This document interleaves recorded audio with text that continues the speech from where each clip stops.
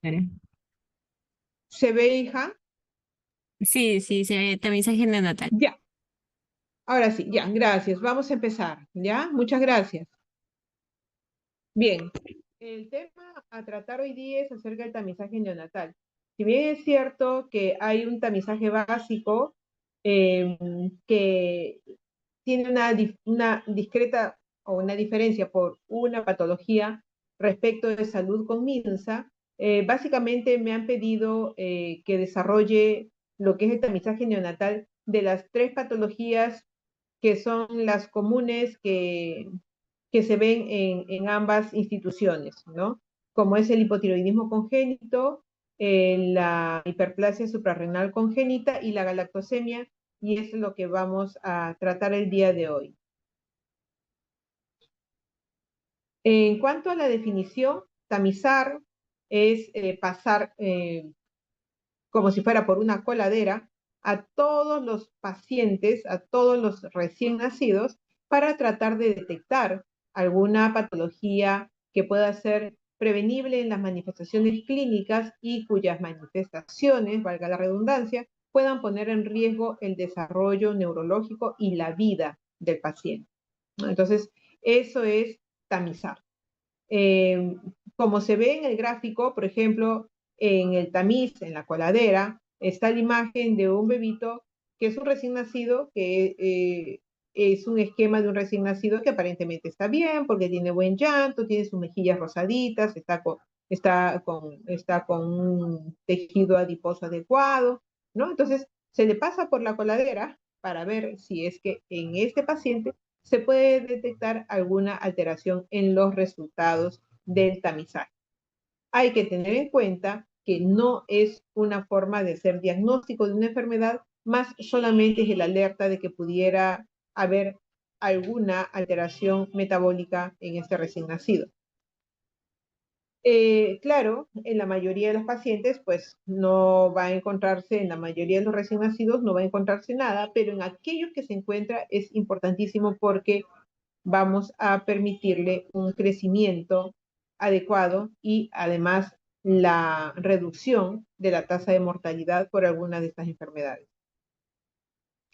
En cuanto a la historia, conocer, bueno, por qué la tarjeta de tamizaje es la tarjeta de Guthrie, ¿no? Es a nombre del médico que pudo determinar, que se llama el padre del tamizaje neonatal, quien utilizó el famoso papel filtro para el estudio de la fenilcetonuria, ¿no? Esta patología no tratada produce un retardo mental severo y se puede diagnosticar hasta en 1 por 15.000 recién nacidos caucásicos. Ya para el año 1980 se incluyó en los programas de tamizaje neonatal el hipotiroidismo congénito. Y esto es mucho más frecuente, como ustedes pueden ver. Uno de 3.000 recién nacidos puede encontrarse una alteración en el tamizaje neonatal. Y esta sí es por eso denominada la causa prevenible más frecuente de retardo mental. ¿Y qué criterios se deben de tener en cuenta para buscar el tamizaje de estas patologías? Bueno, en realidad hay tamizajes ampliados, hay tamizajes de más de 90 enfermedades inclusive, que sería muy bueno que se pudieran desarrollar al menos en algún lugar de todos los países. Sin embargo, se tiene en cuenta más claro las patologías más frecuentes, ¿no? Entonces, son enfermedades que se buscan, debe ser un problema importante de salud, es decir, frecuencia, ¿no? Deben ser fáciles de diagnosticar y también de tratar. Eso significa que luego del tamizaje debe de pasar a un estudio diagnóstico y que el manejo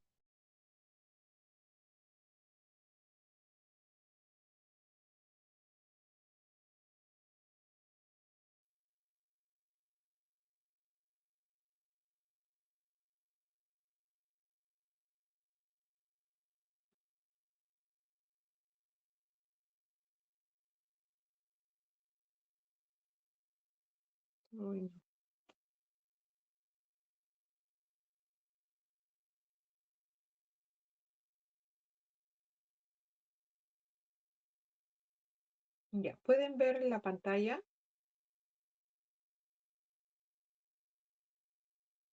Gracias. Bueno, no tengo forma de ponerlo más amplio, pero igual va a permitir ver.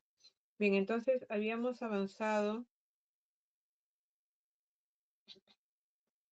hasta criterios para uso de tamizaje.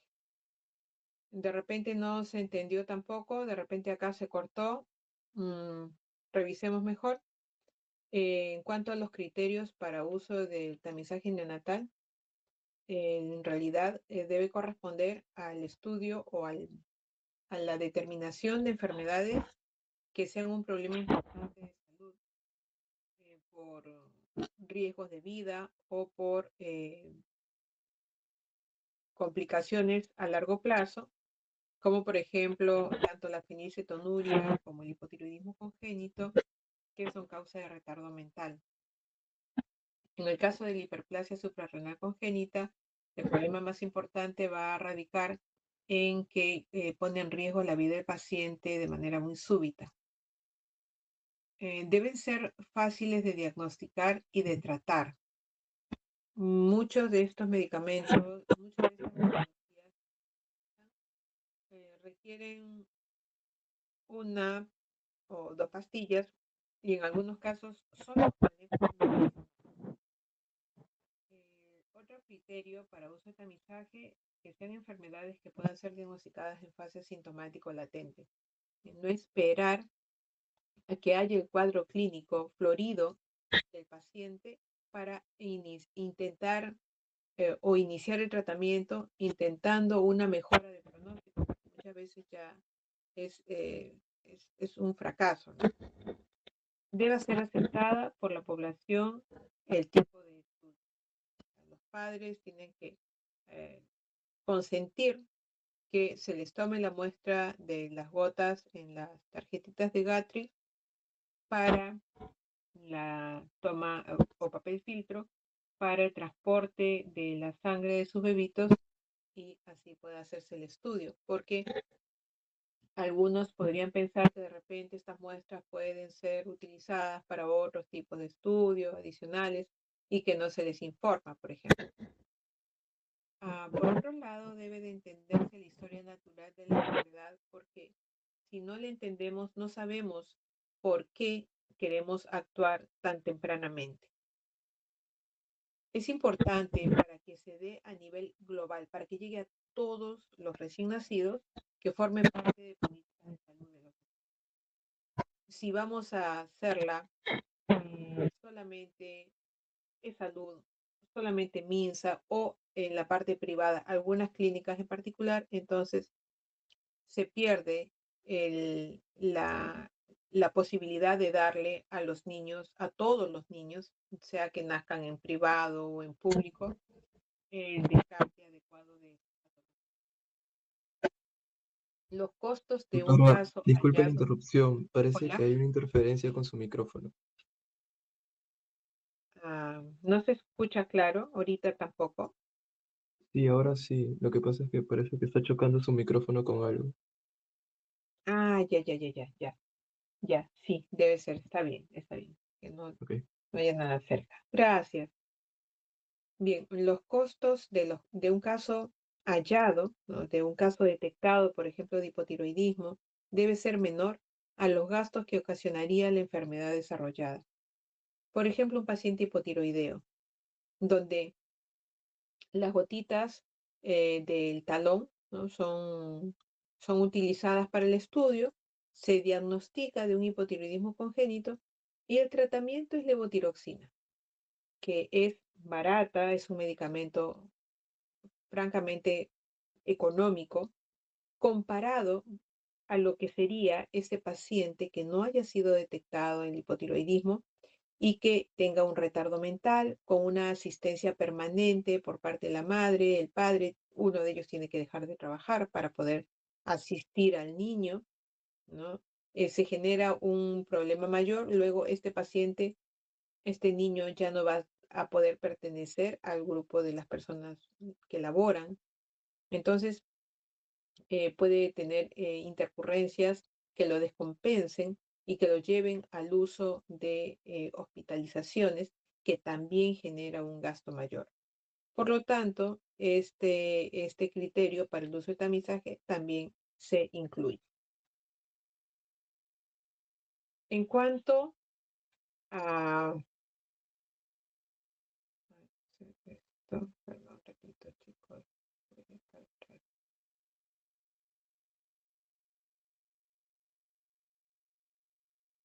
A ver, voy un ratito a parar la presentación porque debiera salir solamente.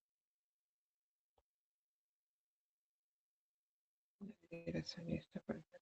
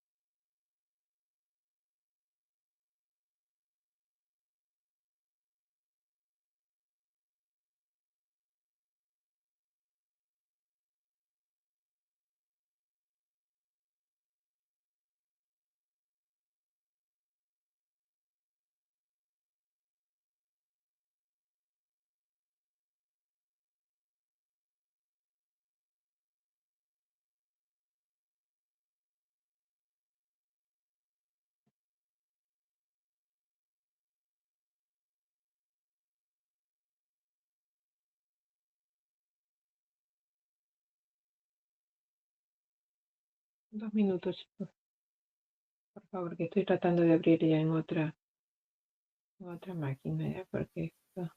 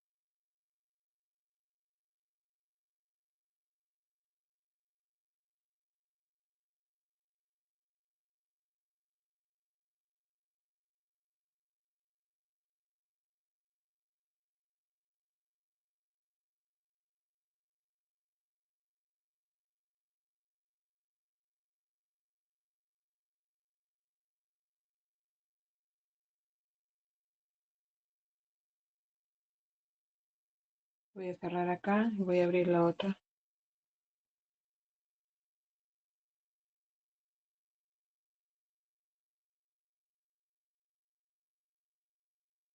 Ya, entonces, bueno, continuando con la presentación de la clase, les comentaba que también es importante el proceso, ¿no? El proceso tiene que ser altamente organizado, porque no puede hacerse un programa de tamizaje neonatal si no existe una alta organización, de mucho compromiso de quien esté a cargo de este programa y de las personas que estén alrededor. Pero no solamente es recurso humano, como ustedes comprenderán, también es recurso de equipos biomédicos, equipos de laboratorio, y todo tiene que ir uniformemente trabajando, ¿no?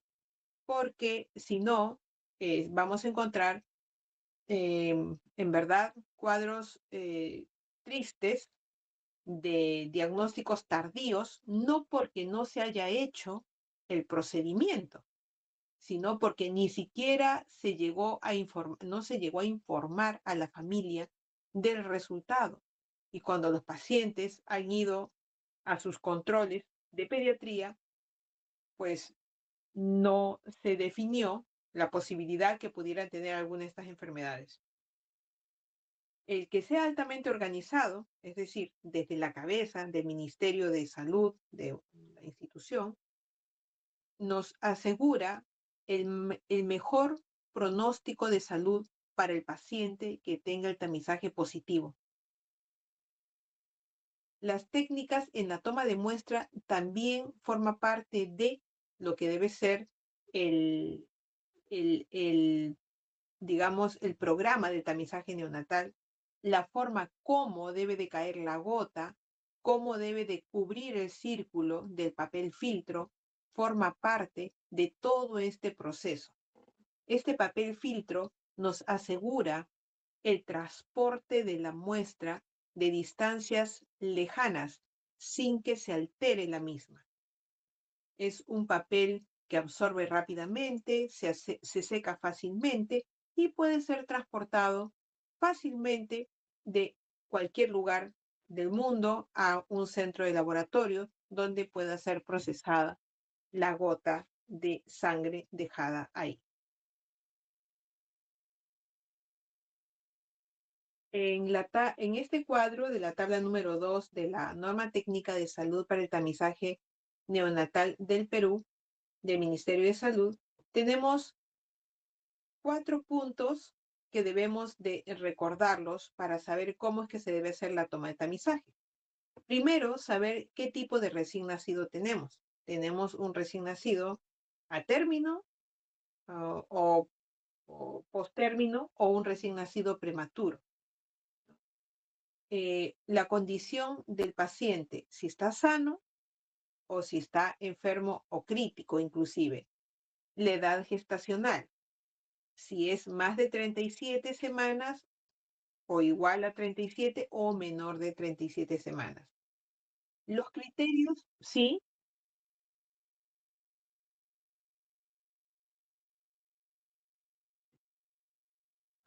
Pero no le estoy, pero no, yo les estoy compartiendo en una pantalla grande por otra computadora. Entonces,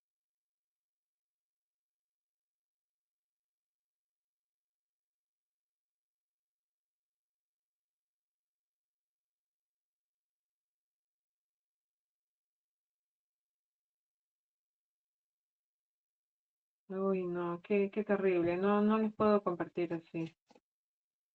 Salió todo.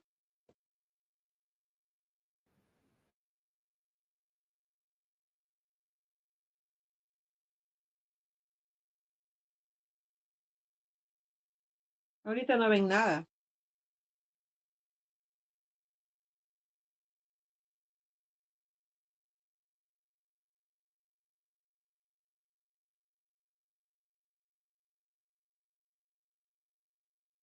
Ahora,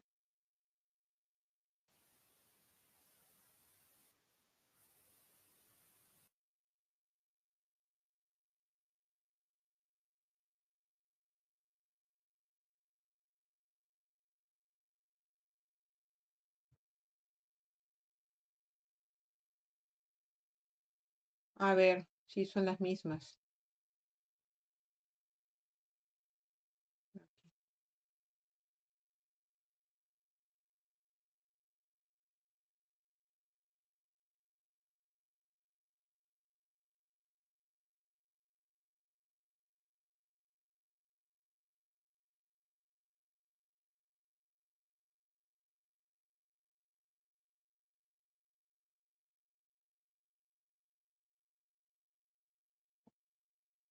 Ya, entonces lo voy a hacer solamente por... Ya, a ver, vamos a cerrar acá. Ya, entonces, les comentaba que en esta diapositiva la norma técnica de salud para el tamizaje neonatal de las enfermedades que les había comentado: hipotiroidismo congénito, hiperplasia suprarrenal congénita, fenilcetonuria, fibrosis quística paraminsa y otras más, están relacionadas o se van a correlacionar con el tipo de recién nacido. Es decir, si este ha sido un recién nacido a término o posmaduro, o un recién nacido prematuro, o bajo peso, y o embarazos múltiples, ¿no? Por otro lado, la condición del recién nacido, si es un recién nacido sano, es un recién nacido enfermo y o crítico, y la edad gestacional, donde 37 semanas es el punto de corte. Los criterios para la toma de muestra, en realidad, en un recién nacido a término prematuro, igual deben de ser a partir de las 48 horas de vida. Pero en los casos de los pacientes, de los recién nacidos prematuros, bajo peso, embarazos, sobre todo prematuros, bajo peso, y aquellos pacientes críticos, debe de retamizarse a los 15 días de tomada la primera muestra. Y en el caso puntual de un paciente que requiere transfusión, debería de hacerse la toma de muestra antes de la transfusión, o de lo contrario, esperarse una semana después de la transfusión para hacer la toma de la muestra. En el lado derecho, lo que ustedes pueden ver es el informe de los resultados del tamizaje neonatal, ¿no?, que emite el laboratorio. La muestra tiene un código, va a ir el nombre del recién nacido, el nombre de la madre, el DNI del recién nacido, y un teléfono donde se puedan comunicar, un teléfono operativo donde se pueda comunicar el personal del programa de tamizaje para avisar del resultado si este ha salido positivo. Debe de colocarse la semana de gestación, el peso, la talla del paciente, y como ustedes pueden ver, la fecha de nacimiento del niño, en este caso 10 de agosto del 2023, y la fecha de toma de muestra fue el 11, fue un día después. Y estamos diciendo que debería ser las 48 horas de vida. Es la primera muestra y es un paciente a término. En teoría se supone que debiera ser solamente esa muestra, con la salvedad que no ha sido a las 48 horas de vida. Las unidades o las medidas de referencia van cambiando de acuerdo a la sensibilidad de las pruebas que se van realizando, ¿no? Antes, por ejemplo, para hipotiroidismo congénito, decían valor de 15, luego 10, ahora en salud se utiliza 7.8. Y es de acuerdo a las pruebas, ¿no? Cuanto más ultrasensibles son las pruebas, pues los puntos de corte o los puntos de referencia van siendo más bajos. Siguiente, por favor. En el caso del hipotiroidismo congénito, esto ya les había mencionado, una condición patológica que es producida pues por una inadecuada secreción de hormona tiroidea en el recién nacido, y considerando que la tiroxina es un importante regulador de la tasa metabólica en cualquier organismo, tiene además un rol crítico en el crecimiento y el desarrollo del cerebro, en el neurodesarrollo temprano. Por otro lado, a nivel del crecimiento, va a estimular la producción de hormona de crecimiento e IGF-1, ayudando pues al crecimiento longitudinal óseo en la infancia y en la niñez temprana. La detección del hipotiroidismo congénito es crucial que sea lo más temprano posible, lo más pronto posible. Y el tratamiento, iniciarlo antes del mes de vida para evitar retardo mental. Sin embargo, en los casos de hipotiroidismo congénito severo, muchas veces puede quedar igual algún tipo de alteración en el desarrollo neurológico porque han estado en un estado de hipotiroidismo intraútero también. Los estudios han demostrado pues, que el diagnóstico precoz y tratamiento temprano pueden generar en un recién nacido un crecimiento y un desarrollo como cualquier otro niño normal. Siguiente.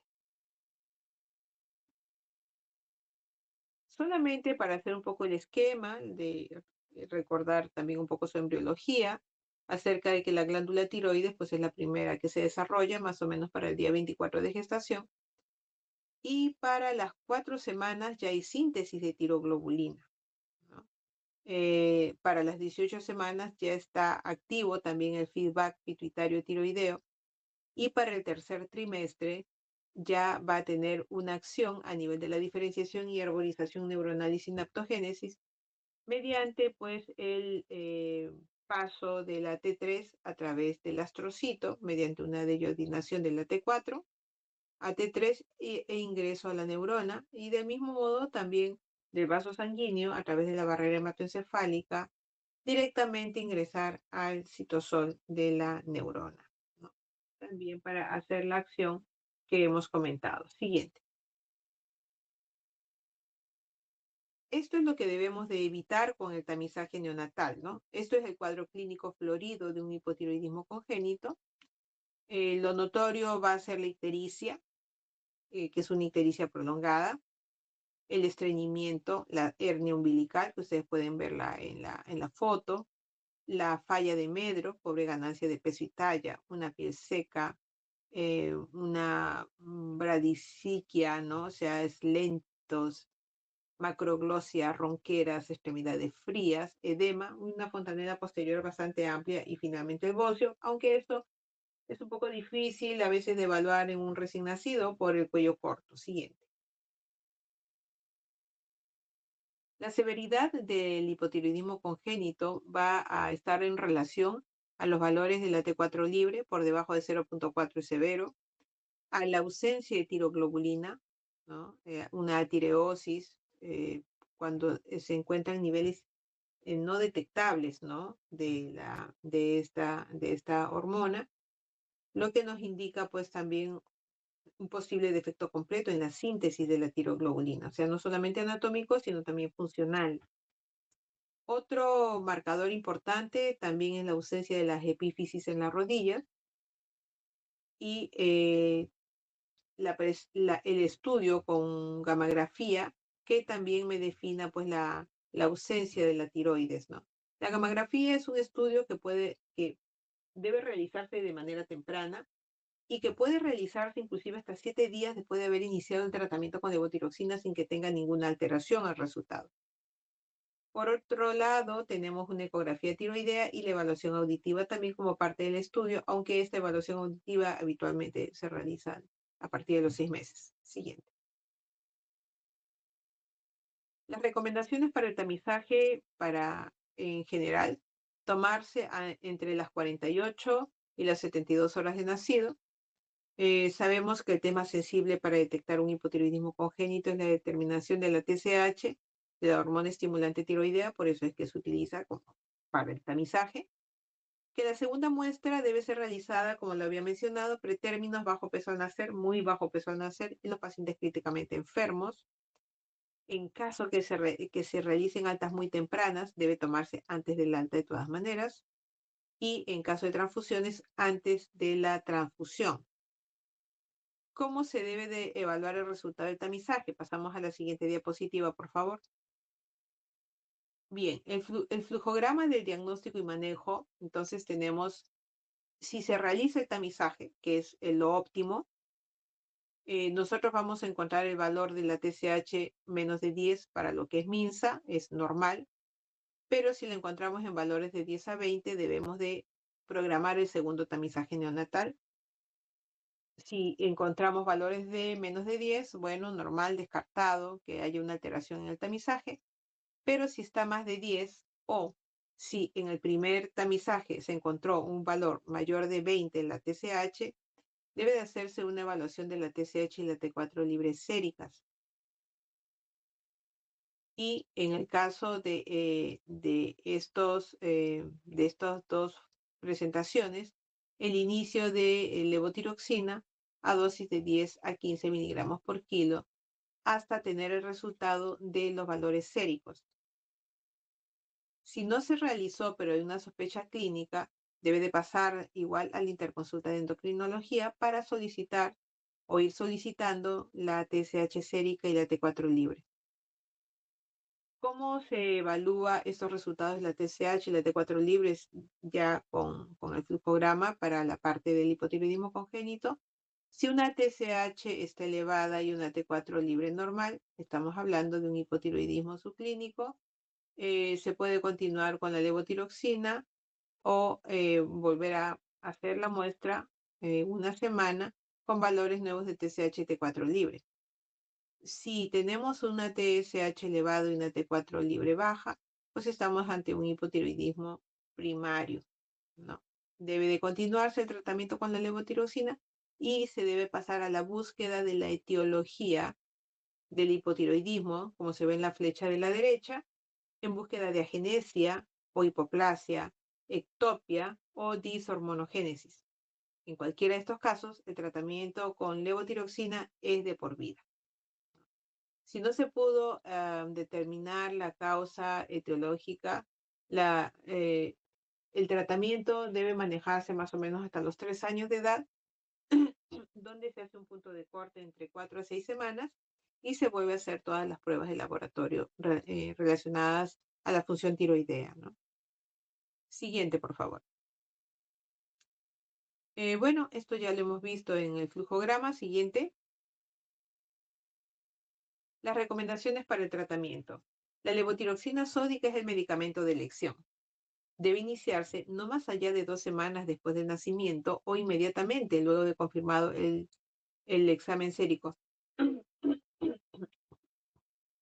La dosis inicial va de 10 a 15 microgramos por kilo día y en los casos de severidad, que ya les he comentado cuáles son, los puntos a tener en cuenta, se debe dar la dosis más alta. Lo importante acá es normalizar la T4 libre en 2 semanas, pero la TSH se normaliza en un mes. Y el monitoreo de la dosis se realiza con TSH y T4 libre. Debe de darse las indicaciones escritas.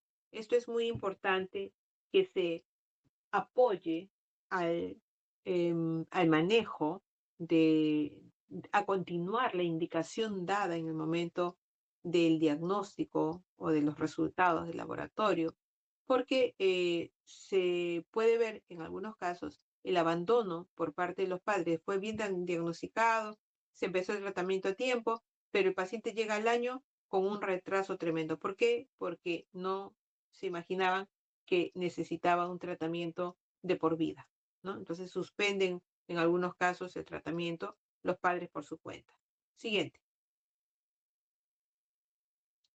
En el caso de la otra prueba que se realiza, que es la hiperplasia adrenal congénita, esto es un grupo de enfermedades con herencia autosómica recesiva, con un defecto enzimático en la esteroidogénesis de la corteza de la glándula suprarrenal. Finalmente, lo que no se va a producir es cortisol. La incidencia es 1 en 15.000, a diferencia del hipotiroidismo, que es mucho más frecuente, ¿no? 1 en 3.000, 1 en 2.500.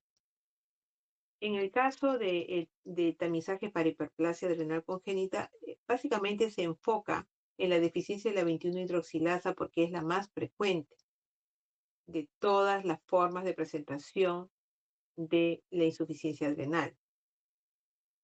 Entonces, en este tipo de deficiencia enzimática, lo que va a ocurrir es una falta de conversión de la 17-hidroxiprogesterona a 11-desoxicortisol.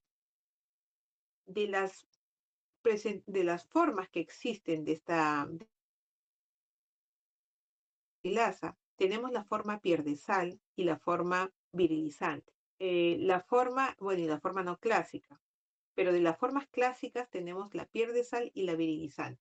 La pierdesal logra afectar al 70% de los pacientitos que tienen el diagnóstico, ¿no? Y esta, a diferencia del hipotiroidismo, sí pone en riesgo la vida inmediatamente en la crisis, ¿no? El choque circulatorio y muerte. La otra ventaja de tamizar para esta enfermedad es también evitar asignar un sexo errado al paciente, ¿no? Por las formas virilizantes en las niñas. Siguiente, por favor. Bueno, esta es la parte de embriología. En realidad, lo pueden revisar también ustedes con el tema de las glándulas suprarrenales. Siguiente. Vamos al tema de tamizaje. ¿Y qué es lo que ocurre? Esta es la fisiología de la esteroidogénesis en la corteza adrenal. Ustedes van a recordar en esta diapositiva la zona glomerulosa, que es la productora de aldosterona. ¿Y para qué sirve la aldosterona? Para reabsorción de sodio, para secreción de potasio y de protones. ¿Quién regula esta zona? La angiotensina 2 y el potasio plasmático, ¿no? En el caso de la zona fasciculada, que forma la mayor parte de la corteza de las glándulas suprarrenales, está regulada por la ACTH y se encarga de la producción, pues, de glucocorticoides, también algunos mineralocorticoides y algo menos andrógenos. Y la zona reticular, que es la más pequeña, 5 a 10%, y es la zona que va a producir los andrógenos. Siguiente. ¿Qué ocurre en la deficiencia de 21-hidroxilasa? Lo que va a ocurrir, pues, como está en la flecha roja, una alteración en la enzima, en el gen de esta enzima, de la 21-hidroxilasa. Por lo tanto, no se va a dar en la zona glomerulosa la producción de aldosterona y la progesterona se eleva para aumentar los niveles de pregnenolona y esto pasa a la siguiente vía, que es la 17-hidroxipregnenolona también. A nivel de la zona fasciculada, ¿qué ocurre? No se puede convertir la 17-hidroxiprogesterona a 11-desoxicortisol, se eleva también en sangre y finalmente vamos a tener eh, una producción de estas dos, tanto la 17-hidroxipregnenolona como la progesterona, a la vía de los andrógenos en la zona reticular. Va a haber un incremento de la dehidroepiandrosterona, la androstenediona, la testosterona. Existe entonces un incremento en los esteroides previos a bloqueo enzimático y lo que va a dar entonces es la clínica del pierde sal, porque no tenemos aldosterona, del shock por la alteración a nivel del glucocorticoide y la virilización por el incremento de los andrógenos. Siguiente. Esto es el déficit de 21-hidroxilasa, ¿no? Como ustedes pueden ver en la primera imagen, hay una virilización de una niña con unos labios mayores escrotalizados y un clítoris que impresiona un falo, ¿no? La hiperpigmentación de piel y mucosas es marcada en estos pacientes, además la falla de Medro. Eso es lo más grave, digamos, ¿no? El tema de la deshidratación, los vómitos. Son niños que nacen aparentemente bien, que se van a casa y dentro de la segunda semana hasta el mes de vida pueden llegar chocados con un shock que no responde a cristaloides inclusive, ¿no? Entonces son niños que tienen un riesgo alto de mortalidad de no ser atendidos de manera inmediata. Siguiente. Para este tipo de patología, cada laboratorio establece sus rangos normales de acuerdo también a su población y tenemos que lo que sí, un valor más de 200 nanogramos por mililitro es casi ya diagnóstico certero de deficiencia de 21-hidroxilasa. Siguiente.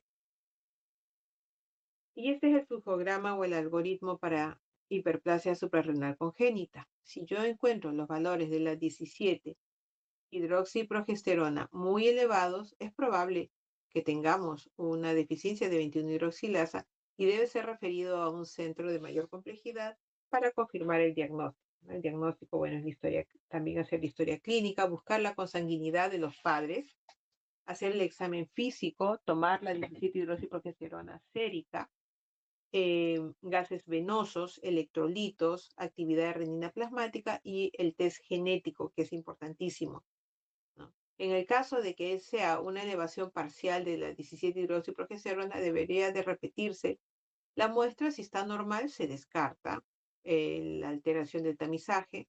Y si el tamizaje sigue saliendo elevado, pero no es sintomático el paciente, habrá que hacerle un seguimiento de su peso, hacer un seguimiento de los exámenes de laboratorio para tratar de determinar de manera temprana alguna alteración, ¿no?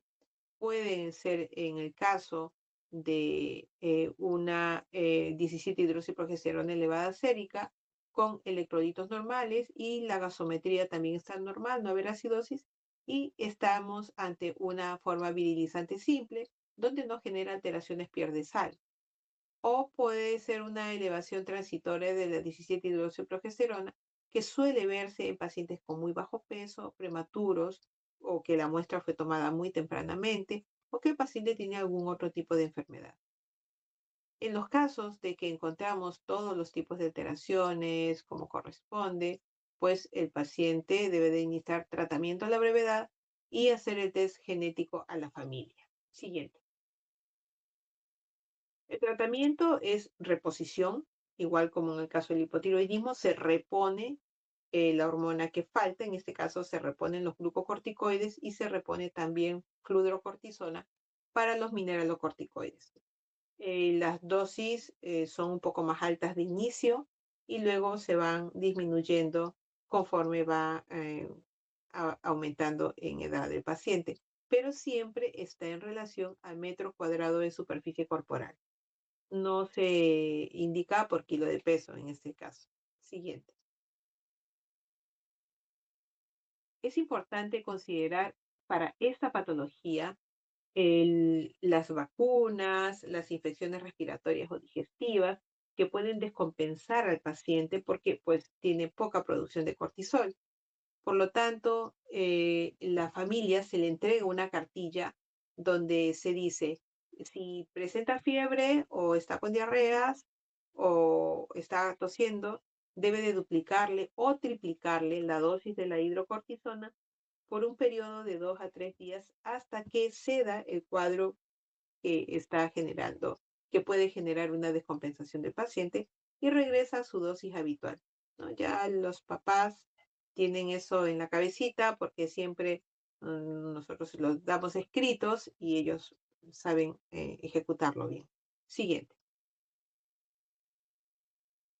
En el caso de la galactosemia, que es otra patología también determinada por tamizaje neonatal, también es una enfermedad autosómica recesiva y en este caso el problema es metabolizar la galactosa a glucosa, ¿no? Entonces va a ocurrir que el recién nacido, bueno, a veces el primer día, el segundo día o el primer día casi no, por alguna razón de repente no toma gran cantidad, por eso no es bueno tomar tan tempranamente las muestras de tamizaje, porque si el recién nacido no ha ingerido leche, podemos tener un falso negativo en las pruebas de tamizaje neonatal para galactosemia, ¿no? Em, los neonatos que presentan galactosemia, habitualmente hay un cuadro clínico que luego lo vamos a ver, pero básicamente es rechazo al alimento, ¿no? Y manifestaciones tóxicas que se dan en las primeras semanas de vida. Entonces, en este caso, también el objetivo es identificar en fase presintomática la galactosemia y dar un tratamiento precoz que básicamente es nutricional, como lo van a ver. Siguiente.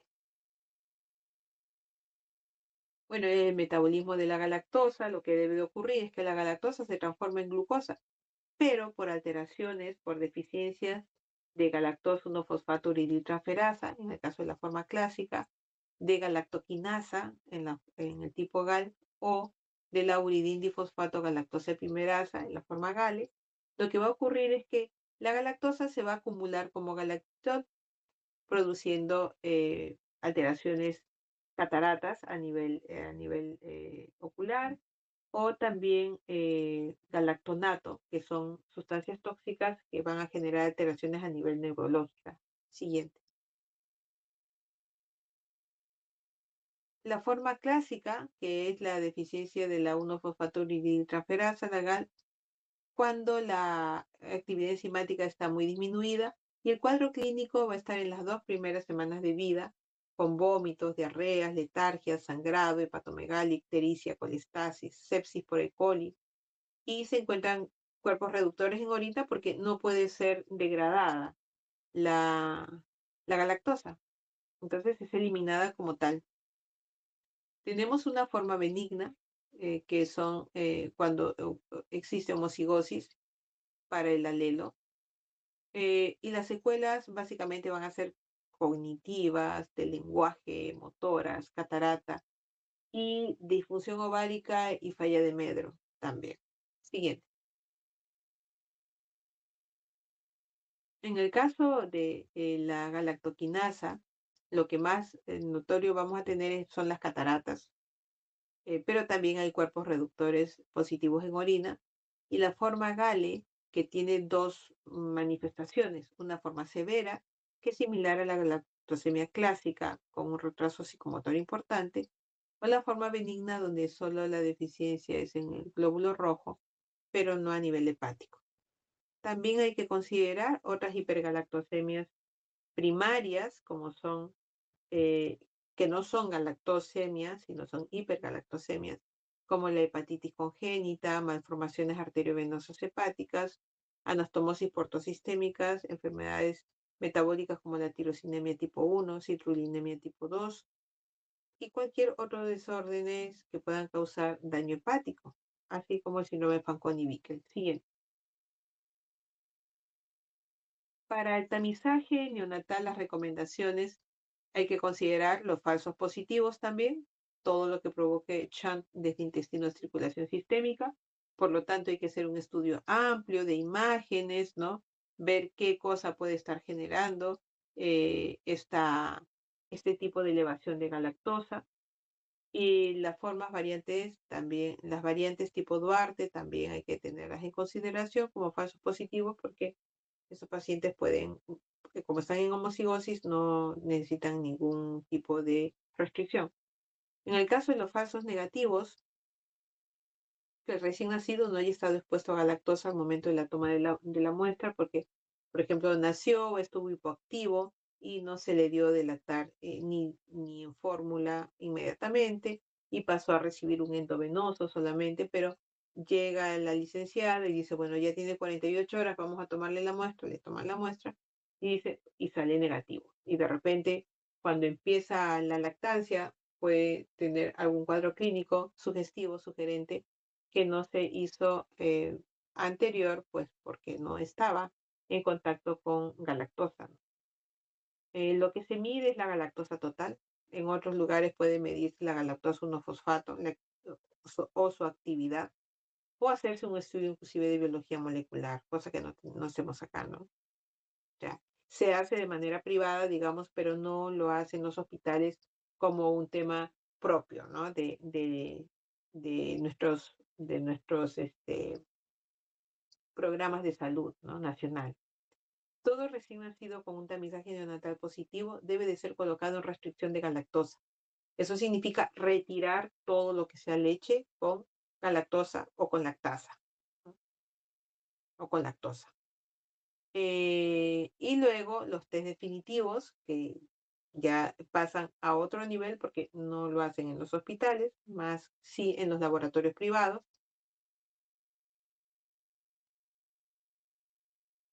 En el caso de que el tamizaje es normal, el test definitivo para GALT, o sea, para la forma clásica, sale negativo o sale normal, debe de hacerse el análisis cuantitativo para GALT y GAL. Siguiente. Este es digamos, el flujograma para cuando encontramos resultados del tamizaje neonatal por encima de 10, ¿no? Se localiza el paciente, se toma el segundo tamizaje. Si nuevamente vuelve a salir más de 10, debe tener una evaluación para confirmar la prueba tanto para la forma clásica, la GAL 1-fosfato o la GAL, ¿no? Las pruebas, si salen normales, sí, se descarta el caso, pero si no salen normales, entonces se debe de identificar la alteración, ¿no? Para definirla si es una GAL, una GALE o la forma clásica. Siguiente. El manejo es retiro de toda fuente de galactosa de por vida, ¿no? De por vida. Habitualmente, para la etapa neonatal y la etapa lactante, se suele utilizar fórmulas de soya, que son proteínas obtenidas a partir de soya que no haya sido contaminada con lactosa. No se debe utilizar fórmulas derivadas de leche de vaca sin lactosa. Y cuando están más grandecitos, pues hay que tener mucho cuidado de que no se les dé alimentos que tengan leche, ¿no? Eso es importante para tenerlo en consideración. Es lo único que se debe de hacer para evitar que este paciente vaya al cuadro clínico que se puede presentar en las primeras 2 semanas, ¿no? Siguiente. Bueno, acá tienen fuentes bibliográficas para que puedan revisar en todo caso, de las cuales han sido tomadas para la generación de estas diapositivas. Muchas gracias, chicos. ¿Hay alguna pregunta, por favor? Porque pobrecitos estarán más cansados.